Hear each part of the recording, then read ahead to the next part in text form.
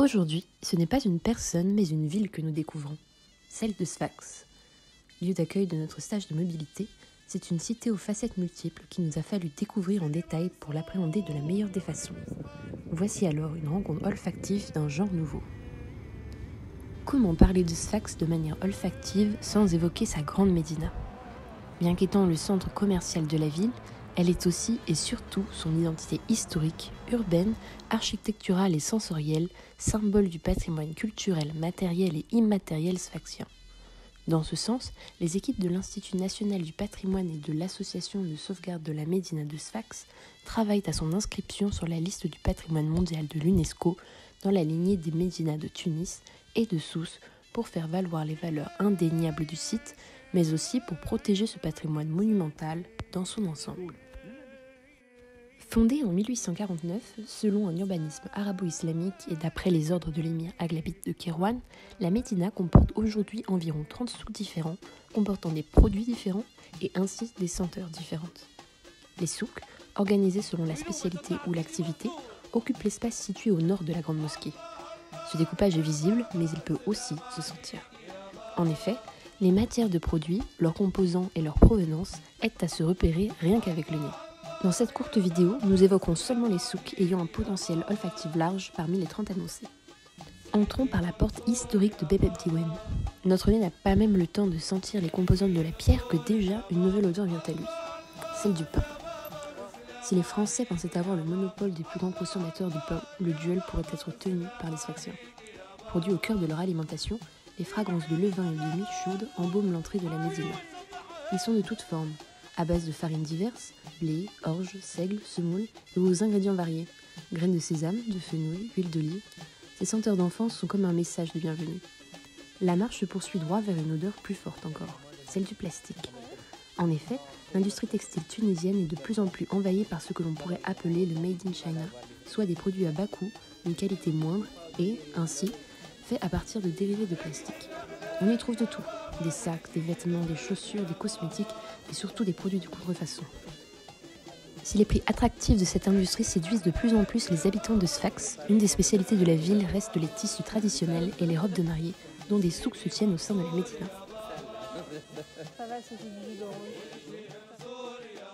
Ainsi, en continuant sur une rue perpendiculaire, nous arrivons à un souk couvert, le souk Erba ou souk El Hada, place importante du commerce du textile. L'odeur de la laine aide à comprendre, sans toucher ni voir, l'origine de la matière première qui permet de confectionner toutes ces étoffes, peri, chéchia ou encore margoum. Notre chemin se poursuit perpendiculairement à cette allée. L'odeur des produits du terroir et des fruits et légumes de saison nous amène au souk El Ramour, soit le souk des épices. En ce centre olfactif de la culture sfaxienne sont des produits typiques du terroir. Raisins secs, amandes, pistaches, figues séchées, dattes, encens, épices, pierres aux vertus médicinales et cosmétiques. Cet univers se complète parfaitement au souk des fruits et légumes se tenant à proximité.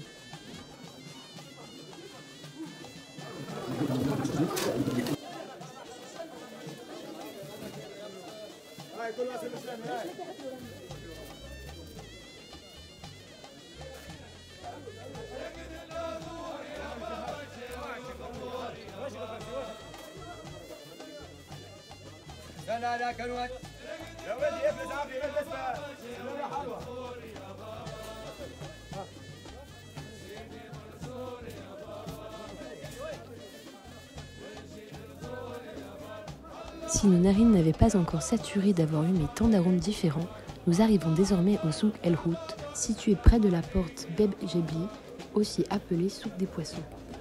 Ce lieu couvert et couvert de carrelage est une place importante dans la médina. Le poisson est un mets au cœur de la cuisine sfaxienne et rappelle les traditions de cette ville côtière. Le couscous de poisson est par ailleurs une des spécialités de la ville. Cet endroit met tous les sens en éveil. Nul besoin d'ajouter de détails concernant l'odorat. La vue est stimulée par la vision des poissons de couleurs et de genres différents. L'ouïe n'est pas épargnée non plus par les cris des poissonniers qui tentent d'attirer les clients vers leurs produits. Quant au toucher, mieux vaut garder ses mains dans ses poches pour éviter d'emporter avec nous les effluves du souk. Non loin de ce souk se tiennent deux souks complémentaires mais aux odeurs bien distinctes. Le souk El Haddadine, souk des forgerons, et le souk El Najarin, souk des menuisiers. L'alliance des deux permet de produire toutes sortes d'instruments, d'outils agricoles et d'ustensiles domestiques. Toutefois, les senteurs sèches et acides de fer, de cuivre et de métal sont bien éloignées des senteurs chaleureuses et rassurantes du bois. Notre bref tour de la Médina se termine en revenant sur nos pas, en retournant vers la mer, vers la porte Beb el Kasbah, dont la place de la Kasbah et les rues attenantes abritent les friperies de la Médina, habitées par les odeurs de pierre et de renfermés, caractéristiques des vêtements quelque peu datés. Notre tour se poursuit en prenant une bouffée d'air frais nécessaire après la saturation olfactive que nos narines viennent de vivre. En tant que ville portuaire, Sfax devrait porter en son sein les embruns marins. Il en est tout autrement pour moi. Une fois au cœur du centre-ville, la mer est vite oubliée. Cependant, une fois l'hôtel de ville passé, cette étendue bleue se laisse entrevoir et les senteurs l'aider avec. Sfax est connu pour ses poissons de bonne qualité. La pêche est une activité importante et son commerce, comme nous l'avons mentionné lors de l'évocation du souk El Houd. La gastronomie sfaxienne est chère au cœur de ses habitants. Les fragrances de leur cuisine sont une fierté qu'ils n'hésitent pas à faire découvrir à tous les curieux. Commençons par un petit déjeuner traditionnel. Sur la table se trouvent des mets inconnus à la petite européenne que je suis. Par leur nom, certes, mais surtout par leurs odeurs. Repas dit le plus important de la journée, il comporte quantité d'éléments inconnus à mes narines. Une odeur quelque peu terreuse, ravivée par des notes épicées, un mélange de farine de blé ou d'orge avec de la farine de pois chiche, des épices et de l'huile d'olive, mise à disposition afin d'y baigner des dattes et des figues séchées dans cette pâte appelée psissa. Les notes fumées et maltées du café arabe annoncent le commencement de la journée. Toutefois, une note de cœur à fond floral se laisse apprivoiser. C'est l'odeur de la fleur d'oranger qui, pour les amateurs, est ajoutée au café. Cela ajoute une certaine délicatesse supplémentaire, parfum d'Orient, qui vient sublimer les notes torréfiées du café. Une crème de sorgho peut accompagner le tout. Consommée en hiver et surtout le matin ou bien pendant les longues soirées d'hiver ou encore pendant un repas au mois du Ramadan, cette crème au parfum poivré et fleuri est idéale pour un petit déjeuner bien rassasiant.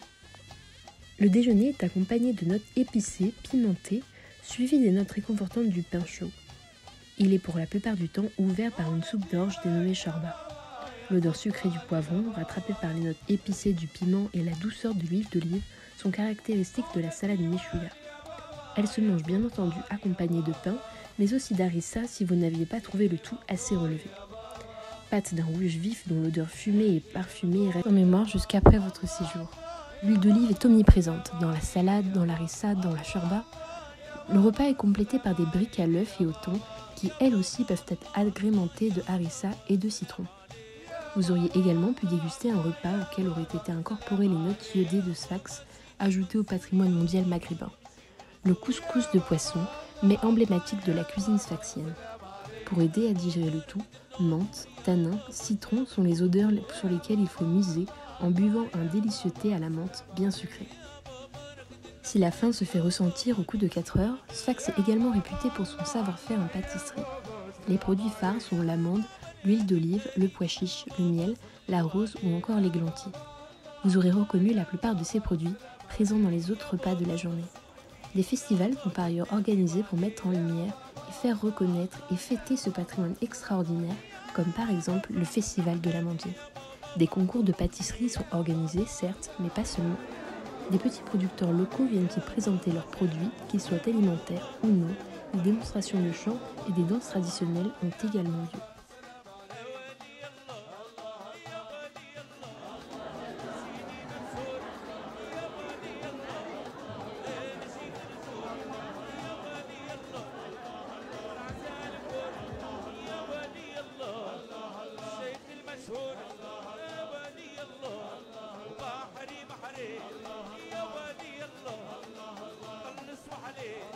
Le soir, après une journée bien chargée olfactivement, votre nez n'a pas de nouvelles découvertes à faire. Il se satisfait de celle qu'il a humée la journée durant. Un ablabi fera alors l'affaire. La seule senteur méconnue peut être celle du vinaigre de cidre. Pour le reste, il s'agira encore de pois chiches, de pain, d'huile d'olive, de harissa, de karvi, de cumin, de persil, d'œufs et de thon. Produits dont les fragrances nous rappelleront plus tard celles de la Tunisie. Enfin, les parfums qui se sentent le moins, mais qui sont pour le moins notables, sont ceux du mélange culturel dans lequel baigne Sfax. Pour essayer de marier le style européen et arabo-islamique, les architectes français ont créé ce qui est désormais appelé arabisance. mélange de stuc, de pierres de taille, les Montcarnasse ou encore les stalactites.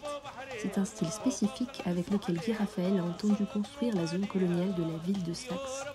La porte de l'hôtel de ville, dos à la mer, a été créée en 1906 en face de la porte pub Ed Diwan qui ouvre l'accès à la Médina. Cette dernière fait alors face à l'hôtel de ville qui tourne le dos à la mer. Entre senteur de ville et de mer, celle de la pierre fait le lien, marqueur de l'implantation de l'habitant dans son territoire, dans son identité. Les embruns des fortes vagues d'immigration sont aussi notables par l'architecture des bâtisses. L'église orthodoxe marque l'implantation d'une communauté grecque, la synagogue celle des communautés juives d'Italie ou encore de Grèce, et les croix maltaises présentes sur certaines façades évoquent les immigrés maltais. Ainsi, nous comprenons au travers des odeurs que Sfax est une ville emplie de culture. Cela se fait ressentir aux quatre coins de la ville, et ce, à tout moment de la journée. Malheureusement, nous n'avons pu tout aborder, et ceci démontre la richesse de ce patrimoine, entre terre et mer, tradition et modernité. Cette visite olfactive n'est pas des plus objectives. Elle ne se base que sur les sensations olfactives d'une personne. De ce fait, il serait plus qu'intéressant de proposer cet exercice à différentes personnes. Toutefois, l'objectif de faire découvrir la diversité et les richesses du patrimoine sfaxien semble être rempli. Sfax est une ville que les visiteurs n'oublient pas et vers laquelle ils veulent un jour revenir.